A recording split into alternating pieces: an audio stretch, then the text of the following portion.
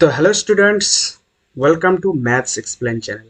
আজকে দেখো আমরা পরিমিতির পার্ট 5 শুরু করব। ওকে, পরিমিতির আমাদের অলরেডি 4টা ভিডিও হয়ে গেছে। তোমরা যারা যারা প্রিভিয়াস ভিডিওগুলি দেখেনি তারা অবশ্যই প্রিভিয়াস ভিডিওগুলি দেখো। ওকে, আজকে আমরা ফোর পার্ট 4 হয়ে গেছে, তো পার্ট 5 শুরু করবো। ওকে, তোমরা যারা যারা প্রিভিয়াস ভিডিওগুলি দেখেনি অবশ্যই দেখো। সেখানে আমি পরিমিতির আয়তঘন সম্পর্কে সম্পূর্ণ ডিটেলসে ডিসকাস করেছি এবং পরিমিতির আয়তঘনের কোশ্চেনগুলো সম্পূর্ণ ডিসকাস করা হয়ে গেছে। আজকে আমরা সব এমসিকিউ এসিকিউ যতগুলো সত্য মিথ্যা আছে শর্ট টাইপের কোশ্চেনগুলো সেগুলো সলভ করো, তাহলে আমাদের আয়তঘন শেষ, কিন্তু পরিমিতির একটা পার্ট আয়তঘন শেষ। ওকে, তো দেখো কোশ্চেনগুলো। ফার্স্ট কোশ্চেনটা এমসিকিউ, সলভ করো তোমরা। ফার্স্ট কোশ্চেন কি বলছে দেখো, সলভ করো। বহু বিকল্পী প্রশ্ন। ওকে,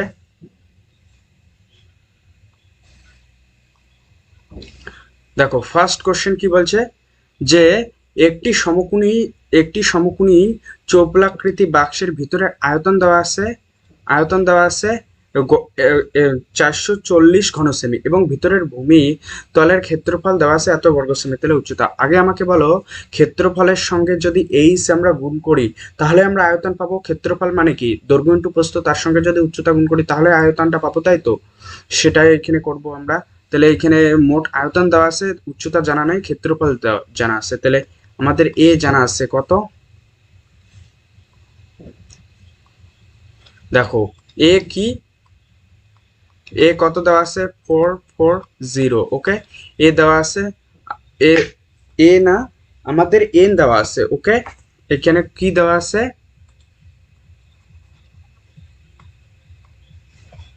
কি দেওয়া আছে, ভি দেওয়া আছে, অর্থাৎ আয়তন দেওয়া আছে 440। ওকে, এত ঘন সেমি, তাহলে ঘন সেমি। ওকে, আয়তন এত ঘন সেমি এবং এ কত দেওয়া আছে, এ দেওয়া আছে 88 বর্গ সেমি। ওকে, সেমি।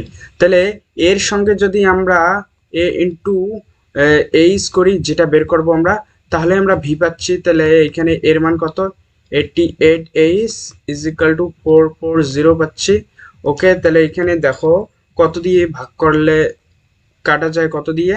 তাহলে আমরা যদি এখানে 5 দিয়ে, 5 × 40 শূন্য, 5 × 40 44, 5 দিয়ে যায়, 5 দিয়ে, তো এইচ এর মান কি হলো 5। ওকে, তো এখানে 5 সেমি, বোঝা গেল, অপশন বি।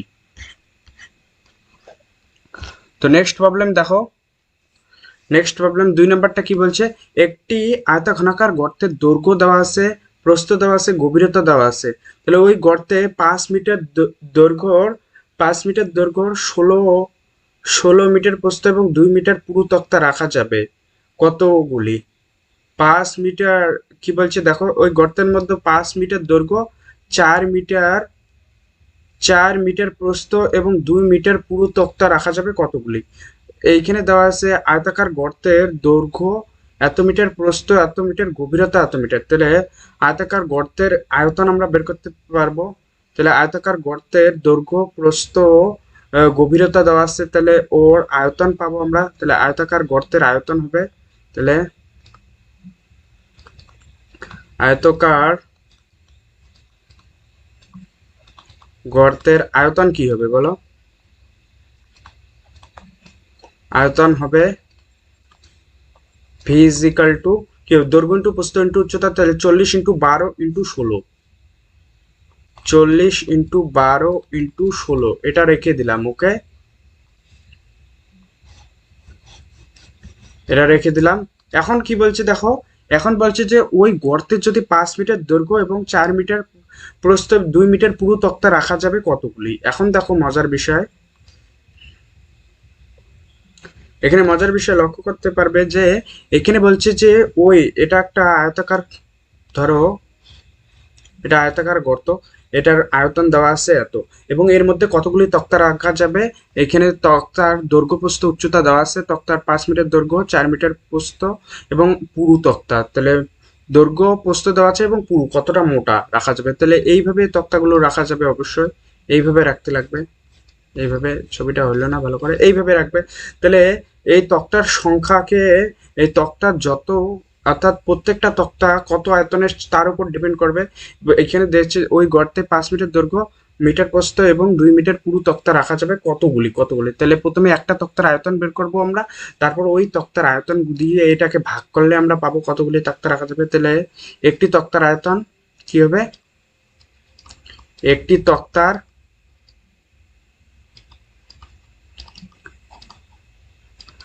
আয়তন V1 হলে V1 ইজিক্যাল টু আমরা কি পাবো দেখো, দৈর্ঘ্য কত দেওয়া আছে 5 মিটার, প্রস্থ 4, উচ্চতা কত 2 মিটার। ওকে, এটা পেলাম। তাহলে আমরা মোট তক্তার সংখ্যা, সুতরাং মোট তক্তা পাওয়া যাবে, এটা একটা পেলাম। ওকে,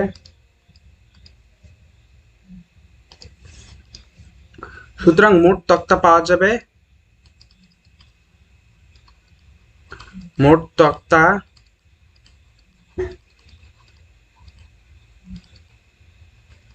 যাবে কতগুলি, V/V1। এখানে ভির মান কত দেখো, 40 ইন্টু 12 ইন্টু 16, বোঝা গেল তো, আর 16, আর এখানে V1 এর মান 5 ইন্টু 4 ইন্টু 2। ওকে, এখান থেকে ক্যান্সেল আউট, 5 8 40, 4 3 4 12,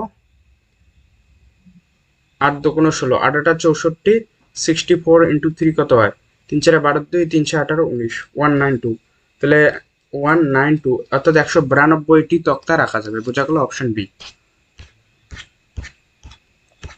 নেক্সট প্রবলেম দেখো কি বলছে, নেক্সট প্রবলেম দেখো 3 নম্বর, একটি ঘনকের পার্শ্বতলের ক্ষেত্রফল 556 বর্গমিটার হলে ঘনকটির আয়তন কি হবে। একটি পার্শ্বতলের ক্ষেত্রফল দেওয়া আছে, তাহলে ঘনক বলতে প্রত্যেকটা বাহু সেম, তাহলে পার্শ্বতলের ক্ষেত্রফল, একটি ঘনকের পার্শ্বতলের ক্ষেত্রফল দেওয়া আছে, তাই তো। দেখো, একটি ঘনকের পার্শ্বতলের ক্ষেত্রফল 256 বর্গমিটার। ওকে, তো এখানে পার্শ্বতল ব্যাপারটা কি সেটা বুঝতে লাগবে আমাদের আগে, অর্থাৎ আমাকে আগে বলো তোমরা ঘনকের তল কয়টা, টোটাল 6টা তল। ধরো সাপোজ একটা ঘনক আগে আঁকি আমরা,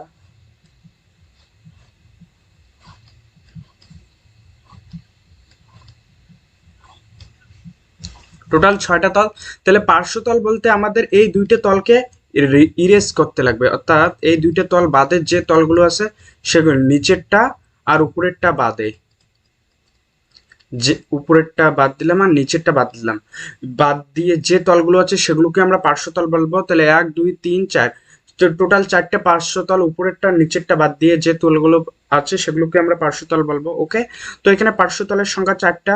এখন এখানে বলছে যে পার্শ্বতলের ক্ষেত্রফল 256 বর্গমিটার, সেক্ষেত্রে পার্শ্বতলের ক্ষেত্রে 4টা পার্শ্বতলের ক্ষেত্রফল, তাহলে যদি যদি ঘনকের বাহুর দৈর্ঘ্য এ হয়, তবে তাহলে অ্যাকর্ডিং টু কোশ্চেন, তাহলে পার্শ্বতলের ক্ষেত্রফল কি, 4টা পার্শ্বতল এবং প্রত্যেকটা তলের বাহুর দৈর্ঘ্য সেম, তাহলে 4 ইন্টু এ স্কোয়ার ইজিক্যাল টু কত দেওয়া আছে, 256, তাই তো, এটাই দেওয়া আছে। স্কোয়ার মানে প্রত্যেকটা তলের ক্ষেত্রফল স্কোয়ার, এবং 4টা তল যেহেতু তাহলে 4 স্কোয়ার। তাহলে এখান থেকে এ স্কোয়ার ইজিক্যাল টু কি পেলাম, কাটলে কি হবে, 4 6 24, 25 4 4 16 64। তাহলে এখান থেকে এ ইজিক্যাল টু 8 পেলাম। এখন বলছে যে ঘনকটির আয়তন কি হবে, তাহলে ঘনকটির আয়তন, সুতরাং ভির মান কি হবে, সুতরাং ভি ইজিক্যাল টু কি হবে, 8 কিউব, আর এটা 64 বা ইন্টু 8, তাহলে 4 এটা 32 2, 7 48 51, অর্থাৎ 512। ওকে, অপশন ডি, বোঝা গেল তো। তাহলে নেক্সট প্রবলেম দেখো কি বলছে, যে দুটি ঘনকের আয়তনের অনুপাত 1:27 হলে ঘনক দুটির সমগ্রতলের ক্ষেত্রফলের অনুপাত কত। দুটি ঘনকের আয়তনের অনুপাত দেওয়া আছে, তাহলে আয়তনের অনুপাত দেওয়া থাকলে আমাদের আয়তনের অনুপাত দেওয়া থাকলে বাহুর অনুপাত বের করতে পারি। তাহলে ঘনক দুটির আয়তন ধরো V1:V2, দুটি ঘনক কত দেওয়া আছে, 1:27। ওকে, তাহলে এখানে সমগ্রতলের ক্ষেত্রফলের অনুপাত, এখন V1 কে আমরা ধরি, suppose V1 is equal two A1 cube এবং V2 is equal two A2 cube. যেহেতু এখানে দুটি ঘনক বলছে, প্রত্যেকটার বাহুর দৈর্ঘ্য সেম হবে, তাহলে V1 এর বাহু ঘনক আয়তন কিউবের বাহুর দৈর্ঘ্য a1, v2 আয়তন কিউব মানে v2 আয়তনের ঘনকের বাহুর দৈর্ঘ্য a2। তাহলে এখানে অ্যাকর্ডিং টু কোশ্চেন আমরা লিখতে পারি সুতরাং a1 cube is to a2 cube is equal to 1:27। Okay, এখান থেকে আমরা কি পাই a1 is to a2 is equal to 1:, এটা করলে কি হয়, কি হবে 3 হবে। ওকে, তো এখানে এখন বলছে যে সমগ্র তলের ক্ষেত্রফলের অনুপাত কি হবে, সুতরাং এখান থেকে আমরা যদি 6a square is to a1 square sorry 6a2 square করি তাহলে কি পাবো 6 × 1 স্কোয়ার ইস টু 6 × 3 স্কোয়ার পাবো। ওকে, তো এটাকে যদি আমরা করি 6 ক্যান্সেল আউট হয়ে যাবে আলটিমেট, তাহলে পাবো আমরা 1:, কত পাবো 1:27, 1:27। এখানে কি বলছে সমগ্র তলের ক্ষেত্রফল, ঘনক দুটির সমগ্র তলের ক্ষেত্রফল।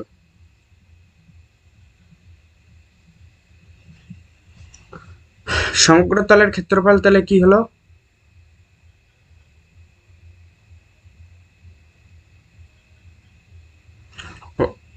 6a স্কোয়ার মানে কি প্রথম ঘনকের ক্ষেত্রফল,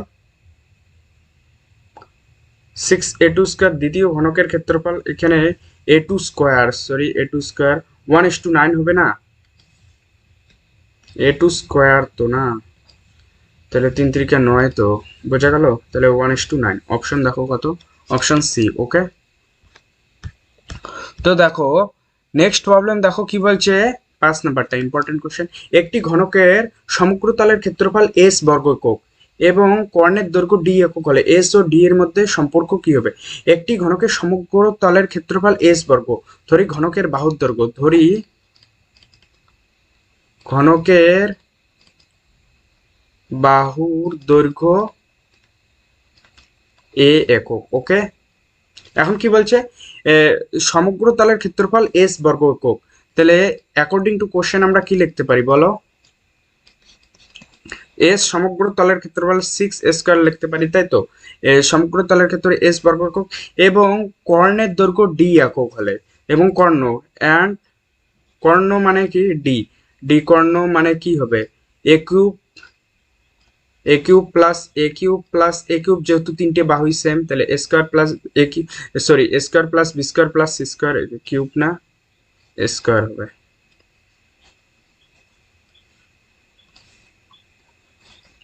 under the root a square plus b square plus c square, যেহেতু a b সেম তাই তিনটা স্কয়ার। এখান থেকে আমরা কি লিখতে পারি a√3, তাহলে d এর মান পেলাম a√3।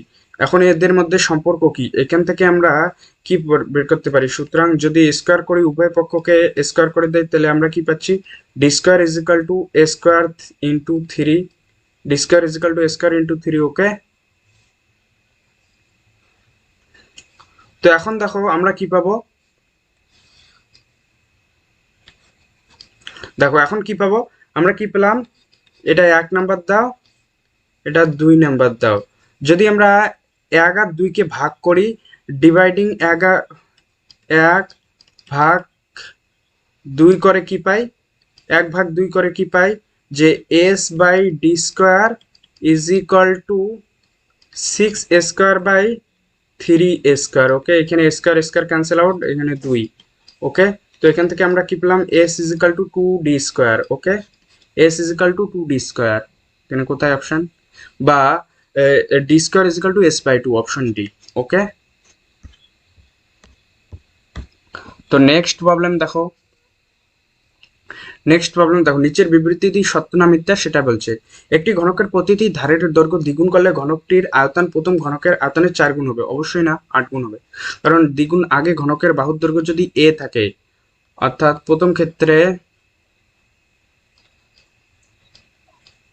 ঘনকের বাহুর দৈর্ঘ্য যদি a হয় তাহলে এর আয়তন কি হবে v = a কিউব। পরে বাহুর দৈর্ঘ্য পরে কি করা হয় দ্বিগুণ করা হয়, অর্থাৎ দ্বিগুণ 2a করা হয়, সেক্ষেত্রে v ড্যাশ কি হবে 2a তার কিউব, অর্থাৎ 8a কিউব, তাহলে 8 গুণ হলো না, তাহলে সুতরাং আমরা কি পেলাম v dash is equal two 8v, আগের থেকে 8 গুণ, তাহলে এটা বিবৃতিটি মিথ্যা, 4 গুণ বলছে। ওকে, এখানে কি বলছে কি বলছে, বর্ষায় দিনে 2 হেক্টর জমিতে বৃষ্টিপাত 4 সেমি উচ্চতা হলে বৃষ্টির জলের আয়তন এত ঘন মিটার হয়। তা কি বলছে, বর্ষায় দিনে 2 হেক্টর জমিতে বৃষ্টিপাত 5 সেমি 5 সেমি উচ্চতার হলে বৃষ্টির জলের আয়তন এত ঘন মিটার হয়। ঘন মিটার হয়, ওকে। 2 হেক্টর জমিতে বৃষ্টিপাত 5 সেমি হলে, এখানে বলছি 1 হেক্টর 100 আর 1 আর 100 বর্গমিটার, ওকে। তাহলে এখানে কি বলছে, 2 হেক্টর বলছে, 1 হেক্টর 100 আর। 2 হেক্টর মানে কি, 1 হেক্টর মানে 100 আর, 100 আর আবার এত বর্গমিটার, ওকে। তাহলে 2 হেক্টর, তাহলে 200 আর হবে। টোটাল কত বর্গমিটার? টোটাল ক্ষেত্রফল কি হচ্ছে দেখো, বর্গমিটার বলতে টোটাল ক্ষেত্রফল কি হচ্ছে, প্রথমে আমরা 2 হেক্টর, 2-এর সঙ্গে 100 গুণ করলাম, তাহলে হলো 1 হেক্টর যেহেতু 100, তাহলে এখানে 200 আর হলো। তার সঙ্গে আমরা আবার 1 আর 100 বর্গমিটার, আবার 100 গুণ করলাম, সেটা হলো টোটাল বর্গমিটারটা, এর মান এত বর্গমিটার, ওকে। এত বর্গমিটার দেওয়া আছে, তাই তো। এখন কি বলছে যে উম, আহ, বর্ষায় বর্ষায় দিন 2 হেক্টর জমিতে বৃষ্টিপাতে 5 সেমি উচ্চতা হলে জলের আয়তন কত হবে? 5 সেমি, 5 সেমি। তাহলে জলের আয়তন কি 1000 ঘনমিটার, সেটাই বলছে। দেখো এখানে যদি আমরা 5 দিয়ে গুণ করি,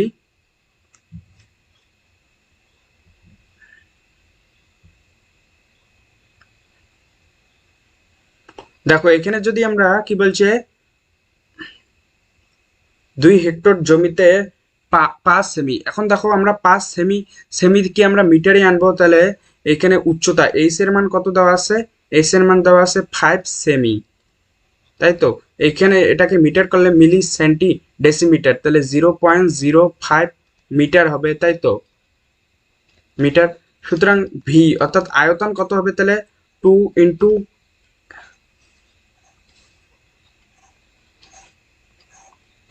দেখো 2 ইন্টু 100 তার সঙ্গে 0.05 গুণ করলাম, ওকে।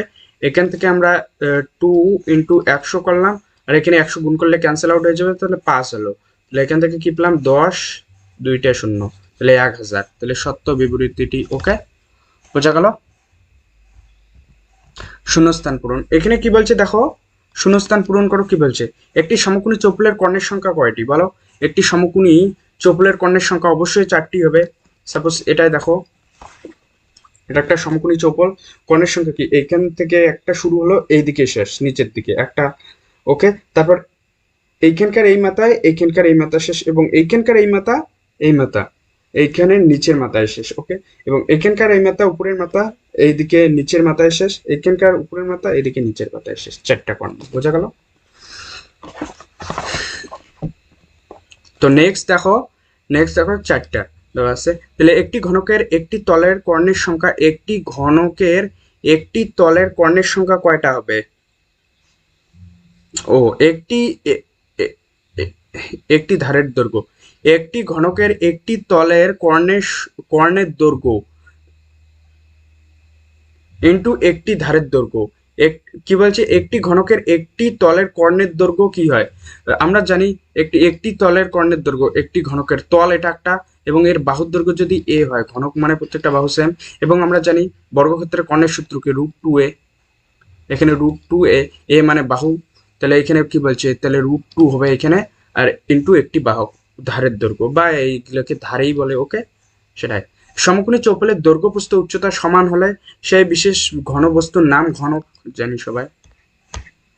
তো নেক্সট প্রবলেম আসছে আমাদের সংক্ষিপ্ত।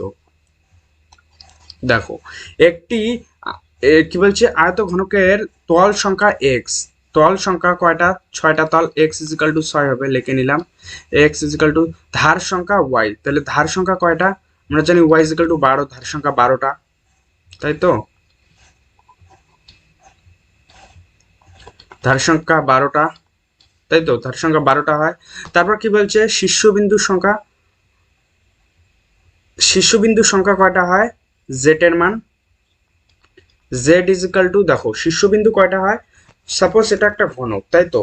এখানে দেখো তল সংখ্যাও আমরা দেখছি, তো তল সংখ্যা তো 6টা জানি, ধার সংখ্যা 1, 2, 3, 4, 5, 6, 7, 8, 9 10 11 12 12টা, এবং বিন্দু সংখ্যা 12টা, 1 2 3 4 5 6 সরি 8টা বিন্দু। ওকে, তাহলে এখানে বিন্দু সংখ্যা কয়টা, অর্থাৎ ধার সংখ্যা তো 12টা জানলাম, এবং শীর্ষবিন্দু সংখ্যা জেড এর মান কয়টা, 8টা। ওকে, আর কি বলছে কর্ণের সংখ্যা কয়টা, কর্ণের সংখ্যা আমরা জানি 4টা, কর্ণ পি ইজ ইকাল টু 4। তো এখান থেকে আমরা আমাদের কি বের করতে লাগবে, তাহলে X minus Y plus Z plus পির মান কত হবে, এক্স এর মান কত 6, মাইনাস ওয়াই এর মান 12, প্লাস জেড এর মান কি 8, প্লাস পির মান 4। তাহলে এখানে ক্যান্সেল আউট হয়ে গেল, আলটিমেট 6 আমাদের অ্যান্সার। তাহলে অ্যান্সার কত হবে, 6। এখানে বেশি তোমরা শুধু এখানে মানে এক্স কি ওয়াই কি জেড কি সেগুলো বসে দেবে, তারপর ক্যালকুলেশন করে দেবে। বোঝা গেল?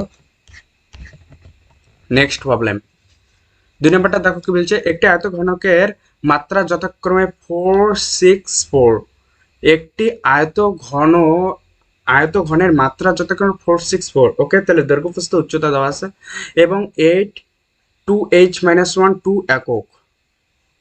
ওকে, যদি ঘনফল সমান যদি আয়তঘনর ঘনফল সমান হয় তাহলে h এর মান কত।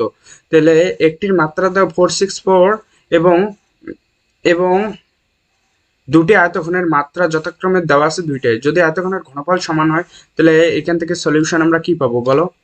প্রথম ঘনকের v1 কি হবে, v1 যদি প্রথম ঘনক হয় তাহলে 4 × 6 × 4 হবে, আর v2 যদি দ্বিতীয়টা হয় তার আয়তন কি হবে 4 × 2h-1 × 2 হবে, তাই তো।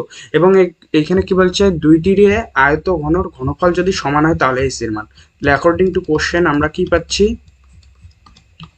v1 is equal to v2। ওকে, তো এক্ষেত্রে আমরা কি পাবো দেখো, v1 is equal to v2, তো এখানে মান বসে দাও। v1 এর মান কত, 4 × 4 × 6, v2 এর মান কি 8 × 2 × 2h-1। এখানে দেখো কি কি ক্যান্সেল আউট হয়, 4 4 দুগুণ 8, 2 দুগুণ 4, এই 2 দুগুণ 4, 4 4 ক্যান্সেল আউট। এখান থেকে কি পেলাম আমরা, 2h-1 is equal to 6 পেলাম। এখান থেকে h is equal to কি পেলাম, 7/2। ওকে, তাহলে h এর মান কি হলো 7/2। নেক্সট প্রবলেম দেখো কি বলছে, একটি ঘনকের বাহুর দৈর্ঘ্য 50% বৃদ্ধি করলে ঘনকটির সমগ্র তলের ক্ষেত্রফল শতকরা কত বৃদ্ধি পাবে তা হিসাব করে লিখি। এটা ইন্টারেস্টিং ইম্পর্টেন্ট কোশ্চেন। দেখো, একটি ঘনকের বাহুর দৈর্ঘ্য 50% বৃদ্ধি করলে, তাহলে আগে যদি ঘনকের সলিউশন, তাহলে আগে ঘনকের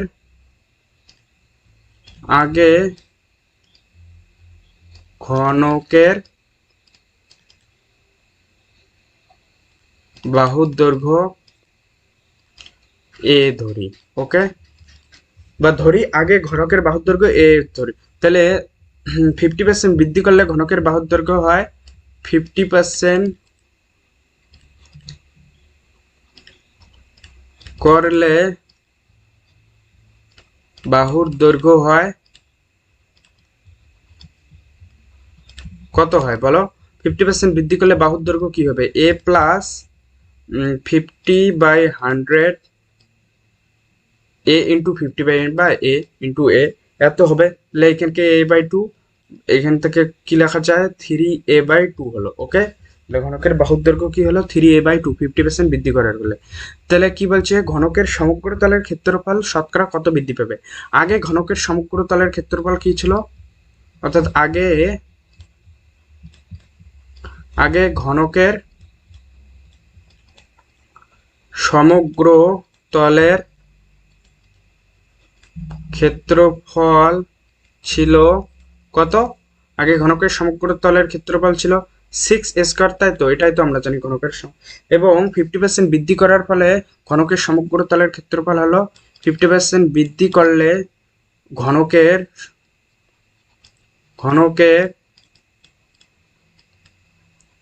সমগ্র তলের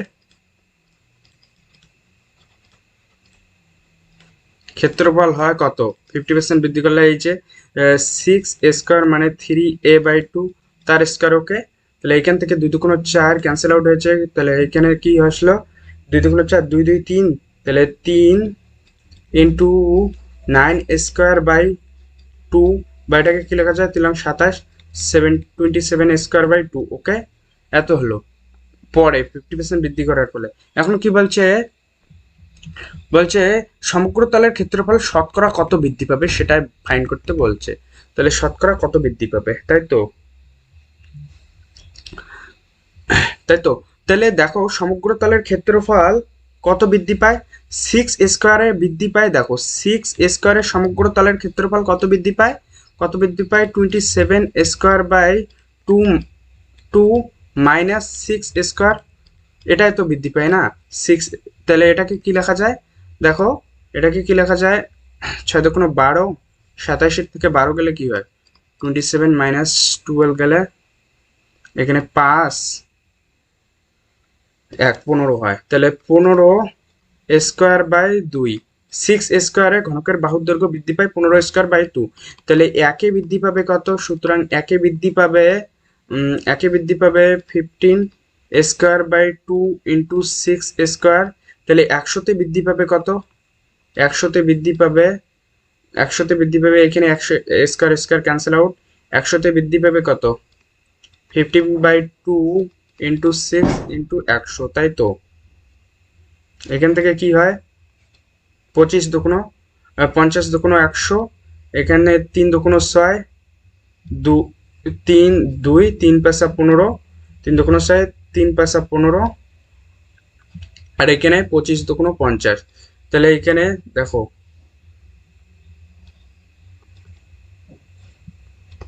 125%, অর্থাৎ 100 কত, 125% বৃদ্ধি পায়। দেখো 25, এদিকে কি হলো 3, 3 × 15, 125% বৃদ্ধি পায়। নেক্সট প্রবলেম দেখো কি বলছে, একটি নিরেট ঘনক যাদের প্রত্যেকটি ধারের দৈর্ঘ্য যথাক্রমে 3 সেমি, 4 সেমি, 5 সেমি, ঘনক তিনটির গলিয়ে একটি নতুন ঘনক তৈরি করা হলো। নতুন ঘনকটির একটি ধারের দৈর্ঘ্য কত হবে নির্ণয় করি। তাহলে কি বলছে, একটি নিরেট ঘনক যাদের প্রত্যেকটি ধারের দৈর্ঘ্য যথাক্রমে, একটি নিরেট ঘনক যাদের প্রত্যেকটি ধারের দৈর্ঘ্য যথাক্রমে 3 সেমি, আয়ত ঘনক হবে, এখানে ঘনকে হলে তো প্রত্যেকটা বাহু সেম হতো, আয়ত ঘনক হবে। একটি নিরেট আয়ত ঘনক যাদের ধারের দৈর্ঘ্য যথাক্রমে 3 সেমি, 4 সেমি, 5 সেমি হলে ঘনক তিনটি ঘনক বলছে, সরি, তিনটি ঘনক, ঠিক আছে। তাহলে তিনটি ঘনক, ঘনক তিনটিকে গলিয়ে একটি নতুন ঘনক তৈরি করা হলো। নতুন ঘনকের একটি ধারের দৈর্ঘ্য কত হবে, তাহলে অর্থাৎ প্রত্যেকটা ঘনকের দৈর্ঘ্য দেওয়া আছে, তাহলে এর আয়তনগুলো মিলিয়ে তো, অর্থাৎ তিনটে ঘনক দেওয়া আছে, সাপোজ এই যে একটা ঘনক, এই যে একটা ঘনক, এই যে একটা ঘনক, আর তিনটার আয়তন মিলে একটা বড় ঘনক, অর্থাৎ এই তিনটা মিলে আমরা একটা নতুন ঘনক মিক্স করে তৈরি করব, যার ধরো এরকম হবে, ওকে, বড় মাপের হবে, যার প্রত্যেকটা দৈর্ঘ্য ফাইন্ড করতে বলছে। অর্থাৎ এই তিনটে ঘনকের আয়তন এই বড় ঘনকটার আয়তন সেম হবে কিনা আগে আমাকে বলো। অবশ্যই সেম হবে, কারণ এই তিনটে ঘনক মিলে তো এই বড় ঘনকটা তৈরি করা আছে, তাহলে এর আয়তনটা সেম হবে অবশ্যই। তাহলে ধরি এর বাহুর দৈর্ঘ্য, বড় ঘনকটার বাহুর দৈর্ঘ্য a হলে কি হবে, সলিউশন, ধরি এখানে কি বলছে, নতুন ঘনকের একটি ধারের দৈর্ঘ্য a,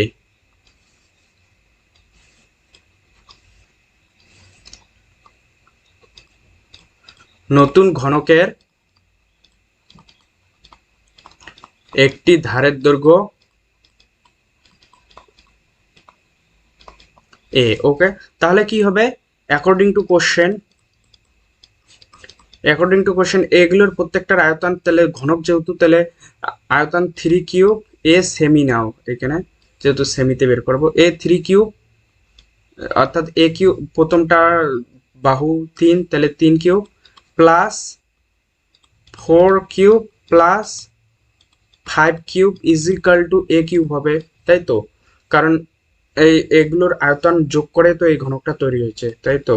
তাহলে a³ ইজ ইকাল টু আমরা কি পেলাম, দেখো এখানে 3³ 27, 27, 4³ 64, 5³ 125, তাহলে এগুলাকে অ্যাড করলে কি পাবো আমরা, a³ ইজ ইকাল টু, দেখো 5 4 9,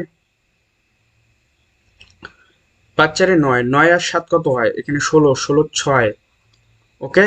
তাহলে এইখান থেকে 16 6 হলো, তারপর 2, ছয় দুয়ে আট, ছয় দুয়ে আট, আট নয় 10, 11, 11 এক, তারপর কি হলো, তারপর এক দুই, 216, তাহলে 216, তাহলে 6 6 36, আমরা যদি 36 কে 6 দিয়ে গুণ করি, 6 6 36 318, 21, 216, তাহলে এখানে এর মান কি হলো, 6 হলো। ওকে ওকে, বোঝা গেল। তাহলে প্রত্যেকটা নতুন ঘনকের যে বাহুর দৈর্ঘ্যটা হবে সেটা 6 সেমি হবে, বোঝা গেল। নেক্সট প্রবলেম দেখো, 5 নাম্বার। একটি ঘনকের দুটি সংলগ্ন দেয়ালের দৈর্ঘ্য যথাক্রমে 12 মিটার, 4 মিটার। একটি ঘনকের দুটি সংলগ্ন দেয়ালের দৈর্ঘ্য যথাক্রমে 12 মিটার ও 8 মিটার। ঘরটির উচ্চতা 4 মিটার হলে ঘরের মেঝের ক্ষেত্রফল কত, হিসাব করে দেখি। কি বলছি, একটি ঘনকের দুটি সংলগ্ন দেয়ালের দৈর্ঘ্য যথাক্রমে 12 মিটার, দুটি সংলগ্ন দেয়ালের দৈর্ঘ্য, একটা ঘর আছে যার দুটি সংলগ্ন দেয়ালের দৈর্ঘ্য ধরো দেওয়া আছে 12 মিটার। ওকে, দুটি দেয়ালের 12 মিটার, 12 মিটার। একটি ঘনকের দুটি সংলগ্ন দেয়ালের দৈর্ঘ্য যথাক্রমে 12 মিটার ও 8 মিটার। ঘরটির উচ্চতা 4 মিটার হলে ঘরের মেঝের ক্ষেত্রফল কত হবে? একটি ঘরের দুটি সংলগ্ন দেয়ালের দৈর্ঘ্য যথাক্রমে, দুটি সংলগ্ন দেয়ালের দৈর্ঘ্য। ওকে, সাপোজ একটা ঘর আছে, ধরো এটা তো অর্থাৎ ঘর আছে। ওকে, এটা দেয়াল, ধরো এইখানে একটা দেয়াল, এখানে একটা দেয়াল, দুটি সংলগ্ন বাহুর দৈর্ঘ্য দেওয়া আছে, এটা ধরো 12 মিটার, এটা 8 মিটার। এখানে বলছে যে তাহলে মেঝের ক্ষেত্রফল কি হবে, একটা 8 মিটার, একটা 4 মিটার, এবং ঘরটির উচ্চতা দেওয়া আছে 4 মিটার, 4 মিটার। তাহলে ঘরের মেঝের ক্ষেত্রফল কত হবে সেটা বের করতে দিয়েছে আর কি। তাহলে মেঝের ক্ষেত্রফল কি হবে, অবশ্যই 12 × 8 হবে। 12 × 8 করে যেটা পাবো সেটাই আমাদের মেঝের ক্ষেত্রফল হবে, তাই তো। সাপোজ কিভাবে বোঝাই তোমাদের, ধরো এটা একটা ঘর। ওকে, এখানে এখানে কি বলছে দেখো, বলছে যে এখানে বলছে যে দেখো দুটি সংলগ্ন দেয়ালের দৈর্ঘ্য, ধরো এটা একটা দেয়াল, এটা একটা দেয়াল, দুটি সংলগ্ন দেয়াল, দুটি সংলগ্ন দেয়ালের দৈর্ঘ্য বলছে, একটা বলছে 8 মিটার, একটা বলছে 12 মিটার। উচ্চতা দেওয়া আছে কত, 4 মিটার। তাহলে ভূমির ক্ষেত্রফল কত হবে, এই 8 আর 12টাই অ্যাকচুয়ালি কাজে লাগবে, তাহলে তো আমরা ভূমির ক্ষেত্রফলটা পাবো না, এটার তো কোনো কাজ নাই, বোঝা গেল। তাহলে 8 × 12, তাহলে কত হয়, 8 12, 8 × 16, 6 হলো এদিকে, আর 8 × 8 9, 96, বোঝা গেল, বর্গ সেমি। বোঝা গেল। তাহলে আজকে এইটুকুই থাক। ভিডিওটি ভালো লাগলে অবশ্যই একটা লাইক এবং চ্যানেলটিকে সাবস্ক্রাইব করো। ওকে।